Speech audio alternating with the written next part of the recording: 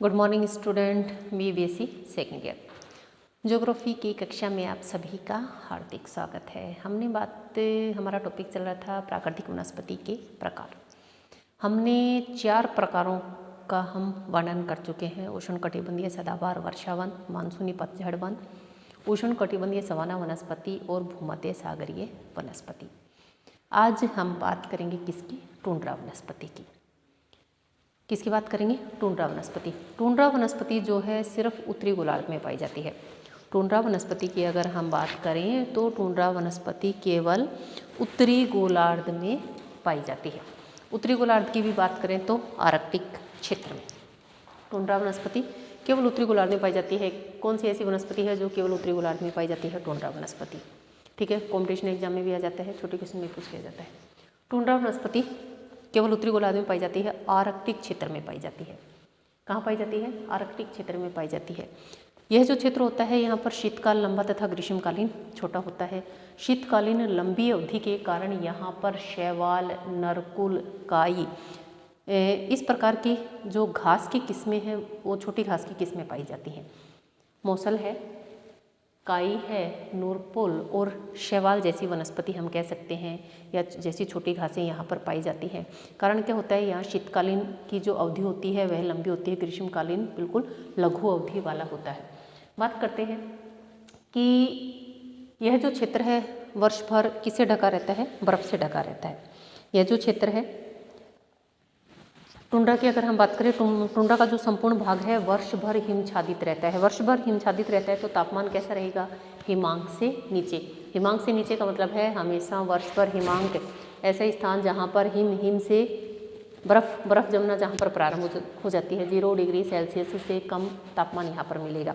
तो 0 degree Celsius से कम तापमान है। वर्षा का जो औसत है वो 40 सेंटीमीटर यहाँ पर पाया जाता है। 40 सेंटीमीटर से कम ही यहाँ पर वर्षा का औसत पाया जाता है। अब बताइए जो वर्षा होगी किस रूप में होगी? बूंदों के रूप में न होकर हिम के रूप में होगी। क्यों? क्योंकि तापमान जो है हिमांक से भी नीचे यहाँ पर तापमान पाया जाता है। हम कह सकते हैं कि वर्ष भर जो तापमान है वो किस प्रकार का पाया जाता है? तापमान सदैव हिमांक से नीचे रहता है। तो जो वर्षा होगी, वर्षा 40 सेंटीमीटर से कम यहाँ पर वर्षा होती है यहाँ पर, इसलिए वर्षा बूंदों के रूप में न होकर किसके रूप में होगी? हिमपात के रूप में होगी। वर्षा बूंदों के रूप में न होकर हिमपात के रूप में होगी। कारण क्या है?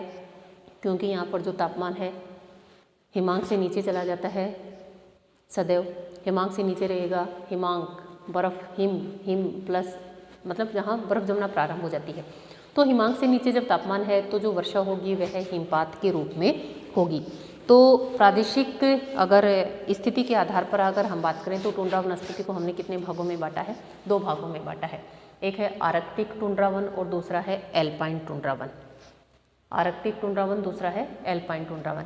आर्कटिक टुंड्रा वन की अगर हम बात करें तो उत्तरी अमेरिका तथा यूरेशिया के जो उत्तरी भाग हैं, यूरेशिया होता है यूरोप और एशिया दोनों का सम्मिलित भाग। जो यूरेशिया है उसके उत्तरी भाग में यह एल्पाइन वनस्पति आर्कटिक टुंड्रा वनस्पति पाई जाती है। आर्कटिक क्षेत्र से लगने वाला क्षेत्र भी है। उत्तरी अमेरिका तथा यूरेशिया के जो उत्तरी भाग है वहाँ पर आर्कटिक टुंड्रा वन पाए जाते हैं। वर्ष भर बर्फ गिरती रहती है, या हम कह सकते हैं कि ये ऐसे क्षेत्र हैं जहाँ पर वर्ष भर स्थायी बर्फ पाई जाती है। मतलब ऐसा कोई भी समय नहीं है जब यहाँ पर बर्फ नहीं मिलती हो। क्या है? मोस्टली स्थायी बर्फ यहाँ पर पाई जाती है। दूसरा जो वनस्पति का प्रकार है एल्पाइन टुंड्रा वनस्पति। दूसरा जो हमारा है एल्पाइन टुंड्रा वनस्पति। एल्पाइन टुंड्रा वनस्पति है। इसमें क्या होता है? जो टुंड्रा वाले जो क्षेत्र होते हैं कि टुंड्रा प्रदेश में स्थित पर्वत और जो पहाड़ियाँ होती हैं उन पर पाई जाने वाली वनस्पति को एल्पाइन टुंड्रा वनस्पति के नाम से जाना जाता है। देखिए टुंड्रा प्रदेश में क्या होता है? टुंड्रा प्रदेश में जितने भी पर्वत पहाड़ पाए जाते हैं और पर्वत पहाड़ पर पाई जाने वाली जो वनस्पति है उसको हम क्या कहेंगे? एल्पाइन टुंड्रा वनस्पति। ठीक है, क्षेत्र यही है।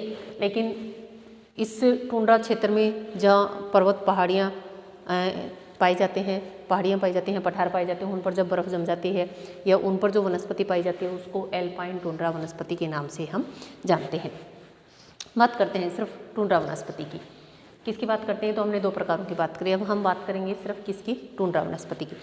टुंड्रा जो क्षेत्र है उसमें काई तथा मोसेस झाड़ियाँ पाई जाती हैं। मुख्य रूप से काई तथा मोसेस झाड़ियाँ पाई जाती हैं। आप सभी जानते हैं, हम यहाँ पशुओं को पानी पिलाते हैं जिसमें पानी स्थायी रूप तक कई दिनों तक रुक जाता है, तो वहाँ एक काई पनप जाती है। तो उसी प्रकार की वहाँ भी काई होती है, क्योंकि स्थायी रूप से बर्फ़ जमी रहती है और जब पानी एक ही स्थान पर एक ही जगह हल्की फुल्की जब ग्रीष्म ऋतु आती है तब हो सकता है थोड़ा बहुत पानी पिघलता हो, उस समय छोटे छोटे जो पुष्पीय पौधे होते हैं ये पनप जाते हैं। तो दलदली क्षेत्र की अगर हम बात करें, दलदली क्षेत्र में सेज तथा मासेज प्रकार की वनस्पति पाई जाती हैं और यहाँ पर जो वनस्पति पाई जाती है गुच्छों के रूप में पाई जाती है। यहाँ पर जो वनस्पति पाई जाती है गुच्छों के रूप में पाई जाती है। गुच्छों के रूप में जो वनस्पति पाई जाती है उसको बोलते हैं सेक्सीफेरगस निबेलस, सेक्सीफेरगस निबेलस। और दूसरा इन्होंने बताया कि यहाँ जो वनस्पति पाई जाती है वो चादर के रूप में पाई जाती है, सही, चटाई के रूप में पाई जाती है। तो चटाई के रूप में जो पाई जाती है उसको बोलते हैं डाइस ओक्टोपेटेलग, डाइस ओक्टोपेटेलग के नाम से उसको जाना जाता है। और एक टुंड्रा पारिस्थितिकी पर वर्तमान समय में अगर हम मानव की प्रभाव की बात करें कि टुंड्रा पारिस्थितिकी तंत्र पर मानव का प्रभाव, पहले क्या होता था, मानव की पहुंच वहाँ तक नहीं थी, न किसी खनिज संसाधनों का वहाँ से दोहन होता था, जिसके कारण जो हमारी पारिस्थितिकी थी वो कह सकते हैं कि पर्यावरण के अनुकूल थी। लेकिन जैसे जैसे मानव ने क्या किया, वहाँ जाना प्रारंभ किया, तो जैसे किसकी बात करें हम, तेल जो पेट्रोलियम दोहन है उनके कारण, तो वर्तमान में जो टुंड्रा वनस्पति है उस पर संकट आ गया है। एक कारण इसका यह भी है कि टुंड्रा क्षेत्र में मानवीय प्रभाव ने पारिस्थितिकी को असंतुलित कर दिया है। कारण क्या है, जैसे ही मनुष्य वहाँ जाता है तो वहाँ की जो वनस्पति है विच्छेदित हो जाती है और काफ़ी समय तक वह पुनः विकसित नहीं हो पाती है। जैसे ही मानवीय हस्तक्षेप वहाँ बढ़ता है तो जैसे ही वो वनस्पति होती है क्या हो जाती है, विच्छेदित हो जाती है, बिखर जाती है, कट जाती है। तो विच्छेदित हो जाने से क्या हो जाता है, वो काफ़ी समय तक वापस से पुनः विकसित नहीं हो पाती है। क्योंकि देखिए जहाँ भी मानवीय प्रभाव पड़ता है, मानवीय प्रभाव के बढ़ने से आप सभी जानते हैं कि जो हमारी पारिस्थितिकी है वो क्या हो जाती है, असंतुलित हो जाती है। तो इसी प्रकार की स्थिति यहाँ भी पाई जाती है कि टुंड्रा प्रदेश में जैसे ही मनुष्य ने जाना प्रारंभ कर दिया तो वहाँ की जो वनस्पति है वह विच्छेदित हो जाती है, जिसके कारण वह काफ़ी समय तक पुनः विकसित नहीं हो पाती है। अगर वनस्पति पुनः विकसित नहीं होगी तो बहुत सारी पर्यावरणीय समस्याओं का सामना करना पड़ेगा। आर्कटिक टुंड्रा क्षेत्रों की अगर हम बात करें, अनेक स्थानों पर पेट्रोलियम दोहन के कारण भी यह संकट उत्पन्न हुआ है। कारण क्या है, वहाँ पेट्रोलियम दोहन का कार्य किया जाता है, जिसके कारण भी यह संकट उत्पन्न हो गया है। और विशेष रूप से अगर हम बात करें, अलास्का में एक खाड़ी है, वहाँ से तेल क्षेत्र है, वहाँ से तेल निकाला जाता है, जिसके कारण भी उस क्षेत्र में मानवीय गतिविधियाँ बढ़ी हैं, जिसके कारण भी जो टुंड्रा वनस्पति है या जो पारिस्थितिकी तंत्र है वह संतुलित नहीं रहा। दूसरा एक कारण और है, उसी के पास में राष्ट्रीय उद्यान है, उस राष्ट्रीय उद्यान को देखने के लिए मानव जाता है, जिसके कारण भी वहाँ की जो पारिस्थितिकी संतुलन है वह असंतुलित हो गया है। क्योंकि राष्ट्रीय उद्यान के प्रवासियों, राष्ट्रीय उद्यान में जो प्रवासी जाते हैं उसके कारण वन्य जीवों को खतरा उत्पन्न हो गया है। अब किसी भी राष्ट्रीय उद्यान को देखने मानव हस्तक्षेप वहाँ रहता है तो वहाँ का जो पर्यावरण है उसको या वन्य जीव है उनको खतरा उत्पन्न हो गया है। एक चीज़ और आती है कि विश्व में जिस प्रकार से तापमान में वृद्धि होती जा रही है, तो विश्व में तापमान में वृद्धि होगी तो क्या होगी, बर्फ पिघलेगी। तो यह भी क्या है, टुंड्रा वनस्पति या टुंड्रा जो पारिस्थितिकी तंत्र है उसके लिए खतरा है। यह जो टुंड्रा वनस्पति है हमारी वो संकटापन स्थिति में है, संकट वाली स्थिति में है, जो निम्न तापमान वाले स्थायी हिम क्षेत्र पर निर्भर करता है। और दूसरा इन्होंने तापमान वृद्धि का एक कारण टुंड्रा जो पारिस्थितिकी तंत्र है उसकी संकटापन स्थिति है, जो निम्न तापमान वाले स्थायी हिम क्षेत्र के रूप में निर्भर करता है। मानवीय गतिविधियों का पारिस्थितिकी सीमाओं को न लांघकर अपनी मूल स्थिति में बने रहने में योगदान देना चाहिए। जो मनुष्य है उसको क्या नहीं करना चाहिए, परिस्थिति की सीमाओं को नहीं लांघना चाहिए और उसको क्या करना चाहिए, जो परिस्थिति है उसको संतुलित करने में सहयोग करना चाहिए। ये थी हमारी कौन सी वनस्पति, टुंड्रा वनस्पति, जिसको हमने दो भागों में बांटा था। एक था आर्कटिक टुंड्रा वन और दूसरा था एल्पाइन टुंड्रा वन। नेक्स्ट हम बात करेंगे, देखिए टुंड्रा वनस्पति की हमने बात करी। टुंड्रा वनस्पति के बारे में एक चीज़ और इम्पोर्टेंट है कि यह सिर्फ उत्तरी गोलार्ध में पाई जाती है। आर्कटिक जो क्षेत्र उसके पास वाले आर्कटिक क्षेत्र में पाई जाती है, कह सकते हैं केवल जो टुंड्रा वनस्पति है केवल उत्तरी गोलार्ध में पाई जाती है। क्वेश्चन वास्तव में मोस्ट इंपॉर्टेंट है कि जो टुंड्रा वनस्पति है वह कौन से गोलार्ध में पाई जाती है, दोनों गोलार्धों में नहीं पाई जाती है, केवल उत्तरी गोलार्ध में यह पाई जाती है। और वनस्पति की अगर हम बात करें, वनस्पति के नाम पर सिर्फ शैवाल, काई, इस प्रकार के कवक, इस प्रकार के जो पौधे हैं कह सकते हैं वो उगते हैं। और मोस्टली क्या होता है, हिम से बर्फ़ से क्षेत्र ढका रहता है। 40 सेंटीमीटर से कम वर्षा होती है, जिसके कारण भी जो वर्षा होती है हिमपात के रूप में होती है। क्यों? क्योंकि जो तापमान होता है 0 डिग्री सेल्सियस से कम पाया जाता है। उत्तरी अमेरिका, यूरेशिया की अगर हम बात करें, वहाँ पर भी क्या होती है, लंबी शीत ऋतु या वर्ष भर हिमच्छादित रहने के कारण यहाँ पर जो वनस्पति पाई जाती है वो केवल किस प्रकार की पाई जाती है, किस प्रकार की पाई जाती है, काई, शैवाल और इसी प्रकार की यहाँ पर वनस्पति पाई जाती है। नेक्स्ट हम बात करेंगे, किसकी बात करेंगे, मरुस्थलीय वनस्पति की। नेक्स्ट 6 नंबर, मरुस्थलीय वनस्पति। आप सभी जानते हैं विश्व के जितने भी मरुस्थल हैं उन सभी मरुस्थलों में इस प्रकार की वनस्पति पाई जाती है। सही है। कारण क्या है?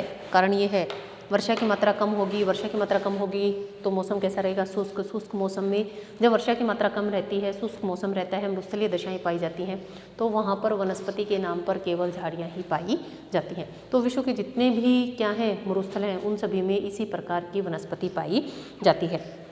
बात करते हैं इस मरुस्थलीय वनस्पति की 20 से 30 डिग्री दोनों गोलार्धों में, 20 डिग्री उत्तरी अक्षांश, 30 डिग्री उत्तरी अक्षांश। सही है। महाद्वीपों के पश्चिमी भाग क्या पाए जाते हैं, मोस्टली आप सभी जानते हैं। इन 20 से 30 डिग्री जो महाद्वीपों के पश्चिमी भाग है इनमें अक्षांशों के मध्य दोनों गोलार्धों में पाई जाती हैं। महाद्वीपों के पश्चिमी भाग में, महाद्वीपों के पश्चिमी भाग में, इन क्षेत्रों में महाद्वीपों के जो पश्चिमी भाग हैं उनमें मरुस्थलों का विस्तार पाया जाता है। अगर हम बात करें कौन कौन से मरुस्थल पाए जाते हैं, अफ्रीका में कालाहारी का, सहारा का मरुस्थल, एशिया में थार का, अरब का, सीकियांग का, मंगोलिया का, संयुक्त राज्य अमेरिका की बात करें कोलोराडो का सोनोरान मरुस्थल, दक्षिणी अमेरिका की बात करें अटाकामा का मरुस्थल, पेरू में मरुस्थल। ये विश्व के मुख्य मरुस्थल हैं जहाँ पर मरुस्थलीय वनस्पति पाई जाती है। अब कारण क्या होता है कि इन क्षेत्रों में वर्षा की मात्रा जो होती है वह कम पाई जाती है। तो यहाँ जो वर्षा पाई जाती है कह सकते हैं कि 25 सेंटीमीटर से भी कम वर्षा यहाँ पर पाई जाती है। कि जो मरुस्थलीय वनस्पति होती है, जो मरुस्थलीय क्षेत्र होते हैं वहाँ पर वनस्पति की मात्रा वर्षा की मात्रा क्या पाई जाती है, कम पाई जाती है। 25 सेंटीमीटर से कम वार्षिक वर्षा यहाँ पर पाई जाती है। ग्रीष्मकाल के औसत तापमान की बात करें 25 से 30 डिग्री सेल्सियस यहाँ पर ग्रीष्मकालीन तापमान पाया जाता है। शीतकालीन में 12 से 20 डिग्री सेल्सियस तक यहाँ पर तापमान पाया जाता है। ग्रीष्मकाल में 25 से 30 डिग्री सेल्सियस और शीतकाल में 12 से 20 डिग्री सेल्सियस के मध्य यहाँ पर क्या पाया जाता है, तापमान पाया जाता है। ग्रीष्मकाल में कभी कभी तापमान 50 डिग्री सेल्सियस तक भी पहुंच जाता है। और रेगिस्तानी भागों की 2 विशेषताएं होती हैं, एक तो वर्षा की मात्रा कम पाई जाती है, दूसरा उच्च तापमान अधिक पाया जाता है। उच्च तापमान तथा वर्षा की निम्न वर्षा के कारण यहाँ पर जो वृक्ष पाए जाते हैं, कांटेदार वृक्ष तथा झाड़ियाँ ही इस क्षेत्र में पनपते हैं। देखिए, एक तो उच्च तापमान पाया जाता है, जहाँ उच्च तापमान पाया जाता है शुष्क दशाएं पाई जाती हैं, वहाँ पर जो वृक्ष पाए जाते हैं उन वृक्षों की जो जड़ें होती हैं लंबी होती हैं, जड़ें गहरी होती हैं और जो पत्तियां होती हैं बिल्कुल छोटी होती हैं, ताकि जो वाष्पीकरण की दर है उसको कम किया जा सके। इस प्रकार के जो वृक्ष होते हैं, वृक्षों के जो तने होते हैं, तने की छाल कैसी होती है, तने की छाल मोटी पाई जाती है। नागफनी है, सैक्सोल, अकेशिया, यूकेलिप्टस आदि मुख्य रेगिस्तानी जो वृक्ष हैं वो यहाँ पर पाए जाने वाले मुख्य वृक्ष हैं। इन वृक्षों की मुख्य विशेषताएं मैं आपको बता चुकी हूँ कि जड़ें गहरी होती हैं, छाल मोटी होती है, पत्तियाँ छोटी होती हैं और कांटे अधिक पाए जाते हैं। ये जो वृक्ष होते हैं इनमें कांटे अधिक पाए जाते हैं। कांटे अधिक पाए जाने का भी मुख्य कारण यही है कि जो वाष्पीकरण की दर है उसको कम किया जा सके और शुष्क मरुस्थलीय दशाओं में भी ये पौधे अपने आप को जीवित रख सकें। तो इस प्रकार की जो विशेषताएं हैं वो कौन सी वनस्पति में पाई जाती हैं, मुख्य रूप से मरुस्थलीय वनस्पति में पाई जाती हैं। और अगर हम बात करें दोनों गोलार्धों की 20 से 30 डिग्री उत्तरी तथा दक्षिणी गोलार्धों की बात करें तो महाद्वीपों के पश्चिमी भाग में इस प्रकार की वनस्पति पाई जाती है। पश्चिमी भाग का कारण यही है कि इन क्षेत्रों में मरुस्थलीय हैं और विश्व के जितने भी मरुस्थल हैं, जिस भी महाद्वीप में जो भी मरुस्थल स्थित है वहाँ सभी उन सभी मरुस्थलों में इस प्रकार की वनस्पति पाई जाती है। क्योंकि जो वर्षा होती है, वर्षा 25 सेंटीमीटर से कम वर्षा पाई जाती है और ग्रीष्मकाल का तापमान कई बार तो 50 डिग्री सेल्सियस से अधिक पहुंच जाता है। वर्षा की कमी तथा उच्च तापमान के कारण यहाँ पर जो वृक्ष पाए जाते हैं वो कांटेदार झाड़ियाँ तथा कांटेदार ही वृक्ष पाए जाते हैं। नागफनी है, बबूल है, खेजड़ी है, इस प्रकार के वृक्ष भी पाए जाते हैं, लेकिन ये मोस्टली थार के रेगिस्तान में पाए जाते हैं। बाकी अगर हम बात करें नागफनी है वो सभी मरुस्थलों में पाई जाती है। उसके अलावा अकेशिया, यूकेलिप्टस ये वृक्ष पाए जाते हैं और इन जो वृक्षों की पत्तियां बिल्कुल छोटी होती हैं, जड़ें लंबी होती हैं, गहरी होती हैं, ताकि जो भूमिगत जल है उसको कुछ मात्रा में प्राप्त कर सकें और अपने आप को उस मरुस्थलीय दशाओं में अपने आप को जीवित रख सकें। नेक्स्ट हम बात करेंगे किसकी, पर्वतीय वनस्पति की। पर्वतों पर उगने वाली वनस्पति। देखिए हम सभी जानते हैं भूमध्य रेखा से किधर जाएंगे, ध्रुवों की ओर जाएंगे, उसमें क्या पाया जाता है, वनस्पति में अंतर पाया जाता है। उसी प्रकार से जैसे हम ऊंचाई पर बढ़ते जाएंगे वनस्पति के प्रकार में भी अंतर आता जाता है। भूमध्य रेखा से ध्रुवों की ओर जाते हैं, विभिन्न प्रकार की वनस्पति पाई जाती है। उसी प्रकार से पर्वतीय क्षेत्रों में नीचे से ऊपर की ओर जाते हैं, वनस्पति में भी अंतर पाया जाता है। और पहले सदाबहार से लेकर शुष्क तथा अल्पाइन वनस्पति पाई जाती है। उष्ण तथा उपोष्ण कटिबंध की बात करें, उसमें स्थित जितने भी पर्वत हैं, हिमालय, राकीज, एंडीज, आल्पस, 600 मीटर की ऊंचाई तक स्थित जितने भी ढाल तथा घाटियां हैं, उन सभी में उष्ण कटिबंधीय सदाबहार तथा उपोष्ण पर्णपाती वन पाए जाते हैं। लेकिन ऊंचाई कितनी है, 600 मीटर। कि जितने भी हमारे पर्वत पठार हैं, इनकी घाटियां हैं, 600 मीटर की ऊंचाई तक जितने भी स्थित हैं, उन क्षेत्रों में उष्ण कटिबंधीय सदाबहार वन तथा उपोष्ण पर्णपाती वन पाए जाते हैं। आगे बात करते हैं 600 मीटर के ऊपर की अगर हम बात करें, ऊपर स्थित क्षेत्रों की अगर हम बात करें तो उष्ण पर्णपाती वन पाए जाते हैं। इस प्रकार के क्षेत्रों में शुष्क तथा अर्धशुष्क दशाएं पाई जाती हैं, जिसके कारण यहाँ पर कांटेदार झाड़ियाँ पाई जाती हैं। उष्ण पर्णपाती वनों में शुष्क तथा अर्धशुष्क दशाएं पाई जाती हैं, जिसके कारण यहाँ पर कांटेदार झाड़ियाँ पाई जाती हैं। उष्ण पर्णपाती वनों के ऊपर शीतोष्ण कोणधारी वन पाए जाते हैं। इन वनों से ऊपर ऊंचाई पर 3000 मीटर की ऊंचाई तक कौन से वृक्ष पाए जाते हैं, शीतोष्ण कोणधारी वृक्ष पाए जाते हैं, जो 3000 मीटर की ऊंचाई तक पाए जाते हैं। अब शीतोष्ण जो कोणधारी वन होते हैं उसमें चीड़ है, स्पुर्स है, देवदार है, फर है, डगलस, पाइन, ये सभी वृक्ष पाए जाते हैं जो 3000 मीटर की ऊंचाई तक पाए जाते हैं। और इससे ऊपर की अगर हम बात करें पर्वतीय ढालों तथा कटकों की बात करें तो एल्पाइन घासें पाई जाती हैं। एल्पाइन घासें आप सभी जानते हैं कौन सी वनस्पति में आती हैं, टुंड्रा वनस्पति में। एल्पाइन घासें कौन सी वनस्पति में आती हैं, टुंड्रा वनस्पति में आती हैं। तो एल्पाइन घासें पाई जाती हैं। और उससे ऊपर की अगर हम बात करें, यहाँ हमेशा बर्फ ढकी रहती है। एल्पाइन घास क्षेत्र में पाई जाने वाली घास, यहाँ क्या होता है, एल्पाइन जो क्षेत्र होते हैं वहाँ पर ग्रीष्म ऋतु में जैसे ही बर्फ़ पिघलती है तो लोग अपने पशुओं को लेकर वहाँ पहुँच जाते हैं और अपने पशुचारण का कार्य यहाँ पर किया जाता है। लेकिन जैसे ही क्या होता है, जैसे ही शीतकाल प्रारंभ होता है तो वापस से बर्फ़ जमनी प्रारंभ हो जाती है। तो उस समय ये अपने पशुओं को लेकर नीचे वाले निम्न कहाँ जाते हैं, शीतकाल प्रारंभ होने से पूर्व ही ये वापस लौट आते हैं। कारण क्या होता है कि पर्वतों पर अल्पाइन घास क्षेत्र के ऊपर निम्न तापमान पाया जाता है। अगर अल्पाइन से भी ऊपर की अगर हम बात करें, वहाँ पर निम्न तापमान पाया जाता है। वर्ष भर तापमान हिमांक से नीचे रहता है। कह सकते हैं ऐसा कोई भी समय नहीं है जो ग्रीष्म ऋतु या इस प्रकार की कोई भी दशाएं हमें उपलब्ध हो, वहाँ क्या रहता है, हमेशा तापमान हिमांक से नीचे रहता है। तापमान हिमांक से नीचे रहता है, इट मीन्स बर्फ़ जमती रहती है। जब कंटिन्यू बर्फ़ जमती रहती है तो वहाँ पर किस प्रकार की दशाएं पाई जाती हैं, बर्फ़ की मोटी परत जम जाती है, जिसके कारण वहाँ पर वन क्षेत्र नहीं पाए जाते हैं। बर्फ़ की बहुत एक मोटी परत जम जाएगी और जब पेड़ को क्या नहीं मिलेगी, ज़मीन नहीं मिलेगी, मिट्टी नहीं मिलेगी, तब तक पेड़ नहीं पनप पाते हैं। तो यही कारण है कि बर्फ़ की मोटी परत जम जाती है, सदैव बर्फ़ गिरती रहती है और यही कारण है कि इस क्षेत्र में वन नहीं पाए जाते हैं। ये थी हमारी पर्वतीय वनस्पति। सबसे पहले 600 मीटर की जो ऊंचाई है उस पर उष्ण कटिबंधीय सदाबहार तथा उपोष्ण कटिबंधीय वनस्पति पाई जाती है। 600 मीटर से ऊपर अगर हम पहुंचते हैं तो उष्ण पर्णपाती वन पाए जाते हैं जिसमें शुष्क तथा अर्ध शुष्क कांटेदार झाड़ियाँ पाई जाती हैं क्षेत्रों में। उष्ण पर्णपाती वनों के ऊपर शीतोष्ण कोणधारी वन पाए जाते हैं जो 3000 मीटर की ऊंचाई तक पाए जाते हैं। चीड़, स्प्रूस, देवदार, फर ये वृक्ष यहाँ पर पाए जाते हैं। डगलस तथा पाइन जैसे वृक्ष पाए जाते हैं जो 3000 मीटर की ऊंचाई तक पाए जाते हैं।